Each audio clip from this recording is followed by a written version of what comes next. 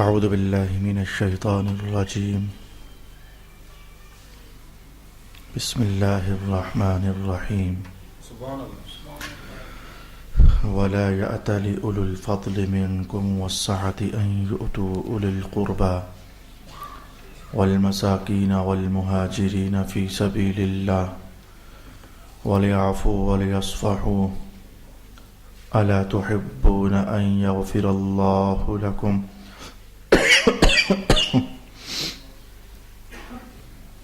والله غفور رحيم إن الذين يرمون المحصنات الغافلات المؤمنات لعنوا في الدنيا والآخرة ولهم عذاب عظيم يوم تشهد عليهم ألسنتهم وأيديهم وأرجلهم بما كانوا يعملون يومئذ يوفيهم الله دينهم الحق ويعلمون أن الله هو الحق المبين الخبيثات للخبيثين والخبيثون للخبيثات والطيبات للطيبين والطيبون للطيبات أولئك مبرؤون مما يقولون لهم مغفرة ورزق كريم صدق الله مولانا العظيم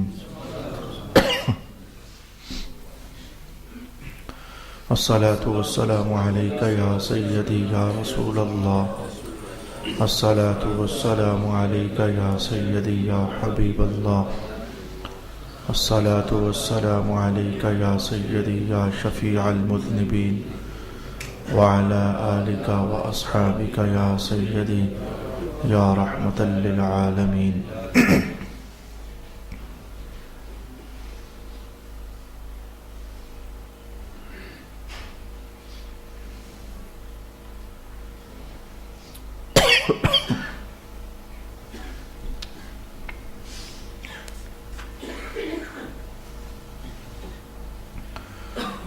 اور تم میں سے اصحاب فضل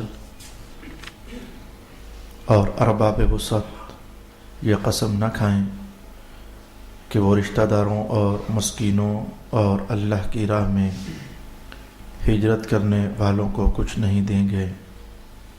ان کو چاہیے کہ وہ معاف کر دیں اور درگزر کریں۔ کیا تم یہ نہیں چاہتے کہ اللہ تمہاری مغفرت کر دے؟ اور اللہ بہت بخشنے والا بے حد رحم فرمانے والا ہے۔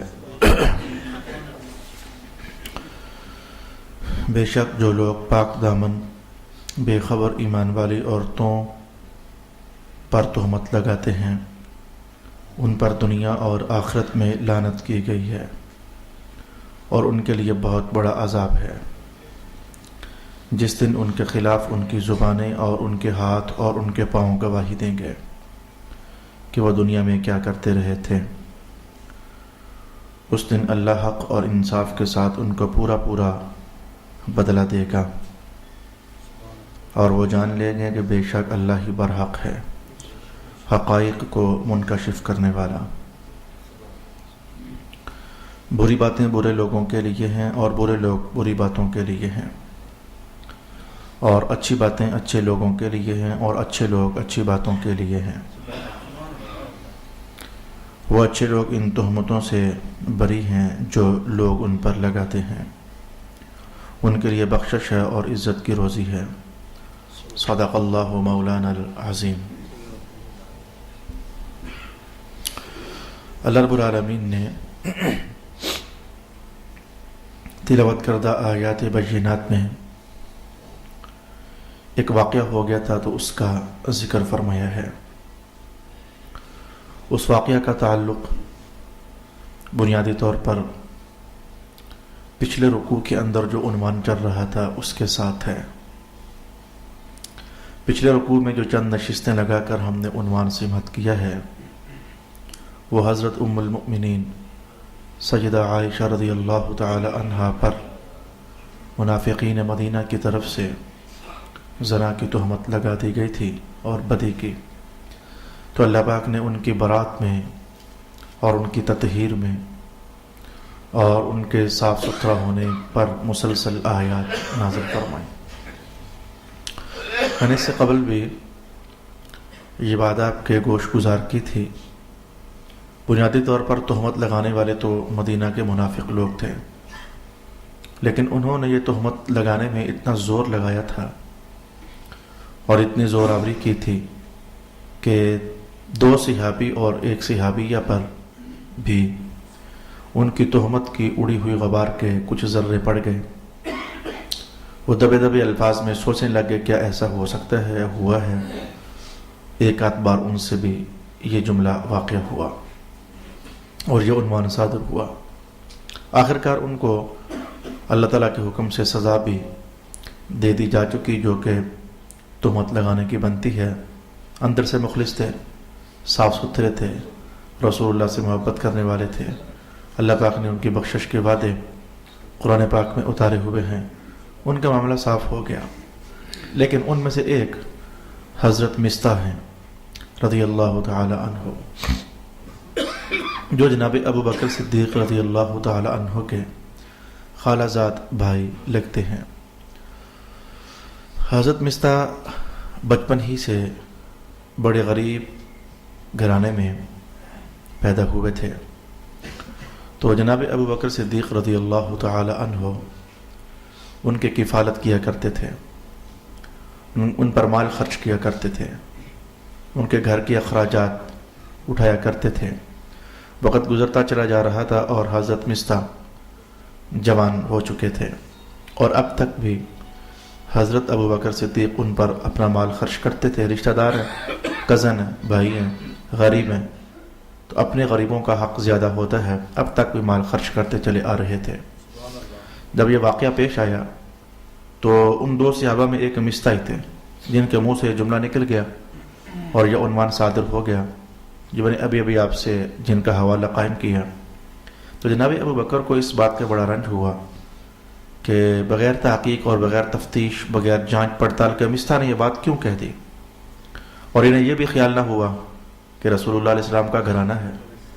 یہ بھی خیال نہ ہوا کہ بچپن سے میں ان کے کفالت کر رہا ہوں اور ان پر اپنا مال لگا رہا ہوں. انہوں نے وہ نسبت بھی نہ سوچی اور یہ نسبت بھی نہ سوچی. کیسے انہوں نے بغیر سوچے سمجھے یہ بات کہہ دی. جناب ابو بکر کو اس بات کا رنج ہوا تو رنج میں آ کر کے آپ نے کہا کہ بس مستح، معاملہ ختم. جو میں نے خرچ کر دیا، جو لین دین کر لیا. اب کے بعد میں قسم اٹھاتا ہوں کہ تجھ پر مال نہیں خرچ کروں گا. تو جان، تو تیرے معاملات جانے، تیرے رزق کے امور جانے. بس میں تعلق ہے، اسلامی اخوت کا تعلق ہے، رشتہ دار بھی تو ہے، لیکن مجھے رنج ہوا ہے، لہذا اب میں مال نہیں تجھ پر خرچ کرتا. تیرے معاملات تیرے حوالے، میرا عنوان میرے حوالے. تو یہ قسم اٹھا لی آپ نے.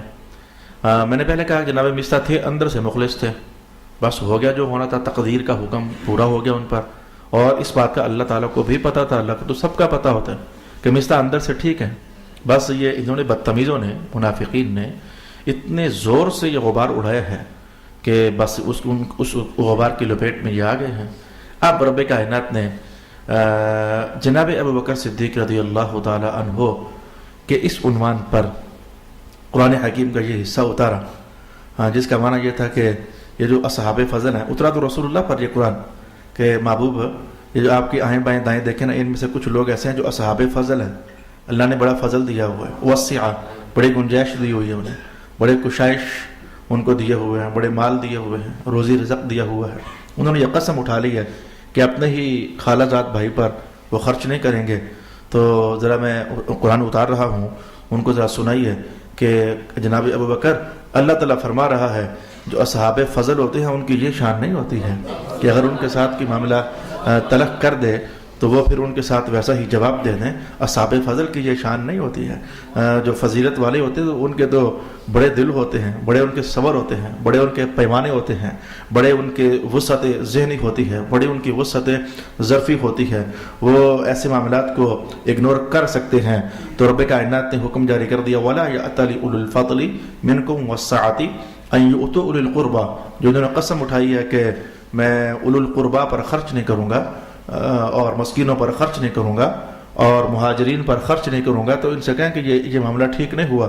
رسول پاک علیہ الصلوۃ والسلام کو ایک تو یہ بات فرمائی گئی کہ آپ اپنے غلام ابو بکر سے یہ بات ارشاد فرما دیں، اور دوسرا جملہ رب کائنات نے یہ بھی اس کلام میں اتارا کہ الا تحبون ان ولیعفوا ولیصفحوا، ان سے کہنا کہ اللہ کہہ رہا ہے چھوڑے پڑے، معاف کر دیں۔ اللہ تعالیٰ فرما رہا ہے ولیعفوا، وہ جو اصحاب فضل ہیں جناب ابو بکر، ان سے کہنا اللہ تعالیٰ کہہ رہا ہے چھوڑیں، درگزر کریں، ولیصفحوا، اور تصفیہ کر لیں، معاف کر دیں، درگزر کر لیں۔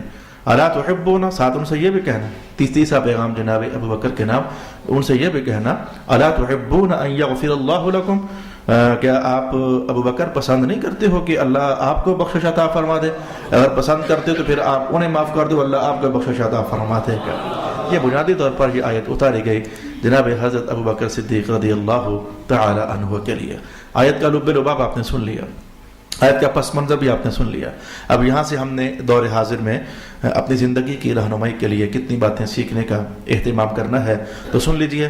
پہلی بات تو آپ یہاں سے یہی سمجھیے کہ کچھ کام ہوتے ہیں جو اچھے کام ہوتے ہیں، انہیں کرنا ہوتا ہے، تو کچھ کام ہوتے ہیں وہ برے کام ہوتے ہیں، انہیں نہیں کرنا ہوتا۔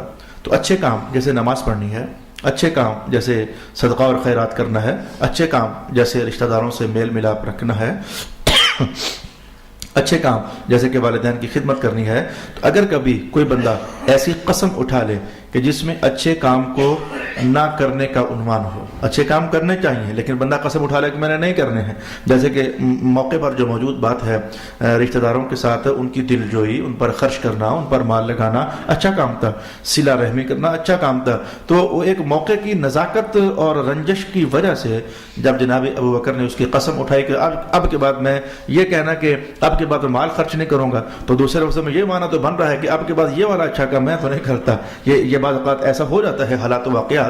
تو اگر بندہ کبھی اچھے کام کو نہ کرنے کی قسم اٹھا لے تو مذہب کا مسئلہ یہ ہے کہ اسے رسول اللہ علیہ السلام نے خود فرمایا وہ اچھا کام کرنا چاہیے۔ کیا ہو جائے گا؟ قسم ٹوٹ جائے گی، کوئی بات نہیں، قسم ٹوٹنے کا کفارہ ادا کر دیا جائے، گویا قسم توڑ کر کفارہ ادا کر دینا یہ تو گوارا ہے، لیکن اچھے کام سے رکنا اللہ کو یہ بات پسند نہیں ہے۔ میں چاہتا ہوں کہ اس مسئلے کو تھوڑا سا کھول دوں، کیونکہ میرے احساس میں یہ بات ہے کہ ہمارے ماحول میں اس عنوان کے کافی سارے عنوانات اور نتائج موجود ہیں۔ مثلا میں جملہ نمبر 1 بولتا ہوں، ہمارے ہاں یہ قسمیں اٹھائی گئی ہیں، ہمارے ماحول میں یہ قسمیں اٹھائی گئی ہیں، آج کے بعد میں بھائی کے گھر نہیں جاؤں گا، بس ٹھیک ہے، پھر آج کے بعد میں تیرے گھر پیر نہیں ڈالوں گا، پھر ٹھیک ہے تیرا میرا لین دین ختم، اللہ دی قسم اٹھا کر میں یہ کہتا ہوں۔ رشتہ داروں کے ساتھ رشتہ داریاں ختم کر لی جاتی ہیں، اس بات پر قسمیں اٹھا لی جاتی ہیں۔ ایک نالائق انسان نے تو اپنی ماں کے ساتھ بھی نہ ملاقات کرنے کی قسم اٹھا لی، میں اللہ کی قسم کھاتا ہوں آج کے بعد ماں تجھ سے نہیں ملوں گا میں۔ اور پھر مسئلہ میرے پاس آیا تھا، میں نے اس کو فوراً مذہبی حوالے سے، میں چونکہ اب تھوڑا سا استاد بھی لگ جاتا ہوں، میں نے نرم سا ڈانٹا، میں کہا تجھ جیسا نالائق پتر اللہ کسی کو نہ دے۔ میں نے فون پر اس کو اتنا کو ڈانٹ دیا کہ تجھ جیسا نالائق پتر اللہ کسی کو نہ دے۔ مائیں ڈانٹتی ہوتی ہیں، باپ ڈانٹتے ہوتے ہیں، کوئی جوتے شوتے بھی مارے لیتے ہوتے ہیں، یہ کون سا طریقہ ہے؟ اگر ماں کسی بات پر ناراض ہو گئی ہے تو اب یہ کہے کہ ماں سے نہیں بولوں گا، کل ابا کچھ کہہ دے گا تو پھر ابا سے نہیں بولوں گا، نعوذ باللہ کل اللہ کی طرف سے کوئی پکڑ آ جائے کہ میرے بندے نے غلطی کی ہے تو اس کو سزا دے دو، تو پھر کیا کہے گا؟ اللہ سے بھی نہیں بولوں گا، کیا نالائق پتر ہے تو۔ میں نے اس کو ڈانٹا، اللہ نے اس کا دل پھیرا، میں نے کہا چل دفع ہو جا کر اپنی ماں سے معافی مانگ اور ان کے قدموں میں گر اور ان سے کہا اماں مجھ سے غلطی ہو گئی ہے۔ ماں باپ کے بارے میں تو ایک صحابی نے ایک بار سوال کیا تھا امت کو سمجھانے کے لیے، جب یہ آیت نازل ہوئی تھی کہ اے میرے اللہ تعالیٰ، جب رب کائنات نے یہ آیت نازل فرمائی کہ ماں باپ کے آگے اف نہ کرنا، آگے سے بولنا مت، تو ایک صحابی نے پوچھ لیا، کوئی ماحول میں ان کے سامنے واقعہ ہوگا کہیں نہ کہیں، تو کہنے لگے یا رسول اللہ وَإِن ظَلَمَا، اگر والدین زیادتی کرے تو بھی آگے سے نہ ہی بولیں، تو بھی آگے سے نہ ہی بولیں۔ ہو جاتا ہے والدین سے زیادتیاں ہو جاتی ہیں کبھی، چاہتے ہوئے یا نہ چاہتے ہوئے، آخر جس کا نام ماں ہے تو وہ انسان ہی نا، جس کا نام باپ ہے تو وہ انسان ہی، جہاں انسان ہوتے ہیں وہاں کوئی نہ کوئی غلطی، کوئی نہ کوئی مسٹیک، کوئی نہ کوئی اونچ نیچ، کہاں کوئی نہ کوئی سلپ ہو جاتی ہے بندے سے، تو اگر وہ زیادتی کریں تو حضور پھر بھی نہ بولیں۔ تو رسول پاک علیہ السلام نے فرمایا کہ نعم وَإِن ظَلَمَا وَإِن ظَلَمَا وَإِن ظَلَمَا، 3 مرتبہ رسول پاک علیہ السلام نے جواب دیتے ہوئے فرمایا ہاں اگرچہ وہ ظلم کریں، ہاں اگرچہ وہ ظلم کریں، ہاں اگرچہ وہ ظلم کریں، تم نے پھر بھی آگے سے نہیں بولنا۔ جیسے کہ حضور سمجھا رہے تھے ان کے ظلم کو نہ دیکھنا، اپنے نبی کی اطاعت کو دیکھنا نا، تمہارا نبی اس موقع پر کس بات پر راضی ہے۔ غرض میں نے پھر اس کو کہا وہ گیا، اللہ نے اس کو اللہ اسے معاف فرما دے۔ تو میں نے یہ ایک مثال آپ کے سامنے رکھی، میں اور مثال اس کے لے آتا ہوں۔ کئی لوگ اپنے رشتہ داروں کے ساتھ شادیوں کا جب معاملہ ہوتا ہے، یہ میرے پیارے بھائیوں میں آپ کو صاحب بتا دوں، اگر آپ کی بیٹیاں ہیں تو کوئی فائنل نہیں ہے کہ جہاں آپ نے سوچا ہے اللہ نے بھی وہاں فیصلہ کیا ہوا ہے۔ ہے. اگر آپ کے بیٹے ہیں تو یہ کوئی فیصلہ نہیں ہے کہ جہاں آپ نے سوچا ہے تو وہاں اللہ نے بھی فیصلہ کیا ہوا ہے. یہ رشتوں کے لین دین کے فیصلے اللہ کے ہاں محفوظ ہوتے ہیں. کبھی ایسا ہو جاتا ہے اللہ نے جدھر فیصلہ کیا ہوتا ہے بندہ بھی ادھر ہی کا سوچ لیتا ہے, معاملہ ٹھیک ہو گیا. کبھی ایسا بھی ہو جاتا ہے کہ اللہ نے فیصلہ کہیں اور رکھا ہوتا ہے, بندہ کچھ اور سوچ رہا ہوتا ہے. رشتوں کے لین دین پر میرے بھائیوں آج ہمارے اس معاشرے میں بہت زیادہ بگاڑ چلتا ہے. رشتہ داریاں ٹوٹ جاتی ہیں, اس نے ہمیں بیٹی نہیں دی, ہم نے ادھر شادی کرنی تھی, یہ ہو گیا. لڑائیاں صرف لڑائیاں ہی نہیں ہو جاتی, صرف جھگڑے ہی نہیں ہو جاتے. ایسے لوگ, ظاہر ہے کہ یہ بات کرنا ہی مذہب کے خلاف ہے. بھی اللہ کے فیصلے پر تم راضی کیوں نہیں ہوتے ہو, اللہ کی تقدیر پر تم یقین کیوں نہیں رکھتے ہو کہ ہمارے بیٹے کے مقدر میں یہ بیٹی نہیں تھی, ہماری بیٹی کے مقدر میں یہ بیٹا نہیں تھا. اللہ کے فیصلے پر تم راضی کیوں نہیں ہوتے ہو؟ پھر صرف اتنا ہی نہیں کہ ناراض ہو جاتے ہو, پھر ایسا بھی میں نے ماحول کے اندر پایا کہ پھر جادو بھی کرتے ہو اور پھر تم ٹونے بھی کرتے ہو کہ اب میں دیکھوں گا نا یہ سکھی رہتے کیسے ہیں. وہ عورتوں کے اندر خاص کر کے یہ معاملات ہوتے ہیں. مرد کرتے ہوں لیکن کم, لیکن عورتیں اس معاملے میں آگے نکل جاتی ہیں, پھر بابوں کے پاس جاتی ہیں, اپنا پیسہ بھی ضائع کرتی ہیں, اپنی آخرت بھی خراب کرتی ہیں, اور ان کا معاملہ پھر بھی اللہ ہی کے حکم سے چلنا ہوتا ہے. مجھے بتا دو, سوچ کر بتا دو, چلو نہ بتانا, اپنی حد تک سوچ کر رکھ لو. اللہ تعالیٰ اس میاں اور بیوی کو چاہے کہ یہ آپس میں خوش رہیں, ہے کسی جادوگر میں مجال کے ان کو توڑ سکے؟ اتنا تو سوچ لو نا جائے. کیا مسلمان نہیں ہو تم؟ کیا اللہ کے سامنے کیا تم نے حساب کے لیے کھڑا نہیں ہونا ہے؟ اللہ چاہ رہا ہے کہ یہ میاں بیوی آپس میں سکھی بسیں. ایک نہیں, میں کہتا ہوں, میں تمہیں چیلنج کر کے کہتا ہوں, تم پوری دنیا کے جادوگر بلا لو نا, وہ اللہ سے جیت نہیں سکتے ہیں, وہ اللہ کے کیے ہوئے فیصلے کو توڑ نہیں سکتے ہیں. تو میں یہ کہنا چاہوں گا کہ دیکھو, آپ لوگ آتے ہو تو کیا معلوم کوئی غلطی اس گھر میں ہے, کوئی غلطی اس گھر میں ہے, کوئی غلطی اس گھر میں ہے. اگر آپ کے گھروں میں یہ عنوان ہو چکا ہے کہ رشتوں کا لین دین ہوا اور پھر آپ لوگ ناراض ہو گئے, تو اگر ناراض بھی نہیں ہونا ہے, لیکن اگر ہو گئے, صلح کرنی ہے, اگلے عنوان پر نہ جا پہنچنا کہ اب جادو کر کے ہم رکوا دیں گے, تو پھر یہ کر دیں گے, تو وہ کر دیں گے. میں لکھ بار اللہ کی قسم اٹھا کر کہتا ہوں, تم سارے چھوٹے ہو, تم میرے رب کا مقابلہ نہیں کر سکتے ہو. اللہ نے جو فیصلہ کر دیا ہے وہ فیصلہ ویسے چلتا رہے گا, چلتا رہے گا, چلتا رہے گا, چلتا رہے گا. اچھا, میں ایک موقع میں نے یہ کہا کہ پھر ناراضگیاں ہو جاتی ہیں, پھر جھگڑے ہو جاتے ہیں, پھر قسمیں اٹھا لی جاتی ہیں کہ آج کے بعد بھائی کے گھر نہیں جاؤں گا, آج کے بعد بہن سے میرا کیا تعلق ہے. یہ سب جہالت کی باتیں ہیں, ان کا اسلام سے کوئی تعلق نہیں ہے, ان کا مذہب سے کوئی تعلق نہیں ہے. یہ رشتہ داریاں بن جانا یا نہ بن جانا, اللہ چاہے تو بالکل بیگانوں کو آپس میں رشتہ دار بنا دے, اور اللہ چاہے تو بالکل بھائیوں کو آپس میں مزید جوڑے رکھے. یہ اللہ کے فیصلوں پر ایمان لانا سیکھو میرے مسلمان بھائیوں. کب تک اپنی قبریں خراب کرتے رہو گے؟ کب تک؟ کیا آئے دن کوئی نہ کوئی جنازہ پڑھنے نہیں جاتے ہو؟ کیا آئے دن کوئی نہ کوئی, اب یہ رات کو کیا خبر سنی کہ بادشاہ ہی مر گیا؟ یہ نہ یہاں بادشاہ بچتے ہیں, سعودی عرب کا بادشاہ فوت ہو گیا نا آخرکار, نہ یہاں بادشاہ بچتے ہیں, نہ یہاں وزیر بچتے ہیں, کوئی بھی تو یہاں رہنے کے لیے نہیں آیا ہے. پتہ ہی نہیں چلتا کب کسی کا پیغام آ جانا ہے. تو اتنا تو اپنی قبر میں جھاڑو تو دے کے رکھو نا کہ وہاں جا کر کنکر نہ چبھ جائیں, وہاں جا کر کے تمہیں کوئی دوزخ کی آگ نہ لگ جائے. اللہ تعالیٰ سے حفاظت مانگتے ہوئے میں نے پہلا مسئلہ آپ کی خدمت میں یہ بیان کیا. اگر کبھی زندگی میں کوئی بندہ غلط قسم اٹھا لے کہ میں نے یہ نیک کام نہیں کرنا, جس کی موٹی ترین مثال میں نے آپ کے سامنے یہ پیش کر دی کہ رشتہ داروں سے ناراض ہو جانا, ملنے نہیں جانا, تیرے گھر نہیں آنا, ایسی قسم اٹھا لے, اس پر اللہ کا حکم یہ ہے, رسول اللہ کا حکم یہ ہے, وہ یہ قسم نہ اٹھائیں, وہ قسم توڑ یعنی جائیں ان کے گھر, قسم توڑیں یعنی ان کے گھر جائیں. جانے کے بعد قسم ٹوٹ جائے گی, پھر اس کا کفارہ ادا کر دینا ان پر لازم ہو جاتا ہے. ایسے ایک اور بھی قسم رشتہ داروں ہی کے حوالے سے, چونکہ ماحول میں رہتے ہیں نا تو لوگوں کے مسائل آتے رہتے ہیں. آج کے بعد میں تیرے گھر روٹی نہیں کھاؤں گا, منہ پر ہاتھ بھی پھیرتے ہو, ساتھ اتنا غصہ چڑھا ہوتا ہے تمہیں, منہ پر ہاتھ بھی پھیرتے ہو. آج کے بعد میں تیرے گھر روٹی نہ کھانے لگا, تو یہ جو آپ نے قسم کھائی ہے, یہ آپ نے غلط قسم کھائی ہے, اس پر اللہ خوش نہیں ہوا ہے, اس پر رسول اللہ ناراض ہوئے ہیں. تو آپ پر حکم یہ ہے کہ اس قسم کو توڑیں, یعنی جائیں اور جا کر کے تو معذرت کریں, میں نے اللہ کے حکم کی نافرمانی کر لی تھی. ہمت کرنا, اپنے اندر ہمت کرنا.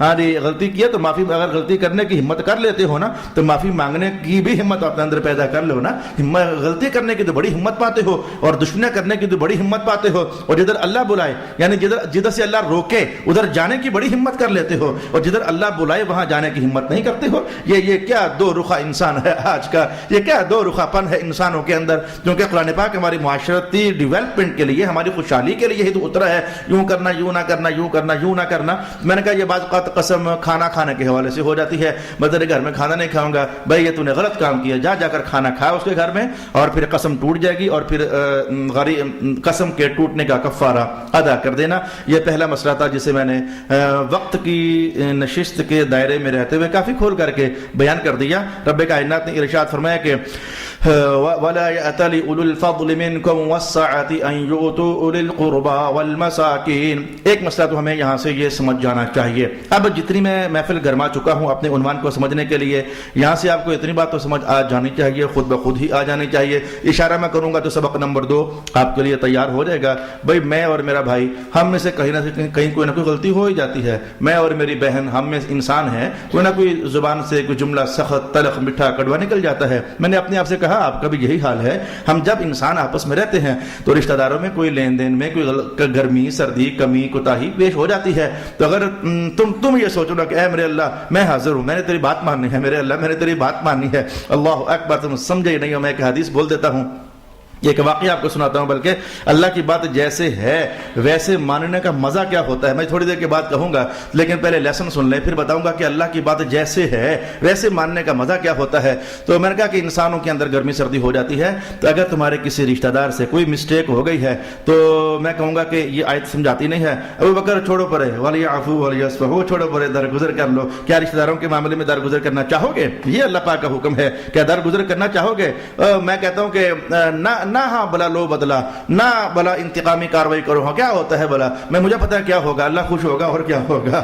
یعنی اگر انتقامی کاروائی نہیں کرو گے، اگر بدلے نہیں لوگے، اللہ ہی خوش ہوگا اور کیا ہوگا. تو اس سے بڑی جزا بندے کے لیے کیا ہو سکتی ہے. تو لیسن نمبر 2 آج کی نشست میں نے آپ کو یہ کہنا چاہا کہ اگر رشتہ داروں سے کوئی غلطی ہو جاتی ہے تو یار اسے درگزر کر لینا. دیکھو یہ اتنا اہم عنوان ہے، کیا اس کی اہمیت کے لیے یہ الفاظ میں غور کرنا پسند کرو گے؟ اتنا اہم عنوان ہے کہ ایک خالہ زاد بھائی نے دوسرے خالہ زاد بھائی سے کہا کہ بھئی آج کے بعد میں خرچ نہیں کروں گا. تو اس معاملے کی صلح صفائی کے لیے رب کائنات میں کہتا ہوں کہ اپنی شانوں کے ساتھ جیسے درمیان میں داخل ہو رہا ہے، اور نہیں وہ کہا چھوڑ معاف کر دے تیرا بھائی لگتا ہے. یہ دیکھو اللہ اپنی شان کے ساتھ، یہ قرآن پاک کے الفاظ بتاتے نہیں ہیں، جیسے اللہ تعالیٰ اپنی رحمتوں کی دخل اندازی فرما رہا ہے، اللہ تعالیٰ اپنے کرم نوازیوں کی دخل اندازی فرما رہا ہے. وہ کہا چھوڑ تو بڑا بندہ ہے، اور چھوڑ یہ کام تیری شان کے لائق ہی نہیں ہے. یہ کیا یہ کہا نہیں؟ مولا کائنات کے الفاظ یہ ہیں، اور فضل والوں کو یہ شان نہیں ہے، وہ ان چھوٹی چھوٹی بات چھوڑ پر. حالانکہ جناب ابو بکر ٹھیک تھے، ان کا معاملہ ٹھیک تھا، غصہ آنا چاہیے تھا، جلال آنا چاہیے تھا، اتنا بڑا عنوان تھا. لیکن وہ تو جو ہو گیا، جب سزا ہو جو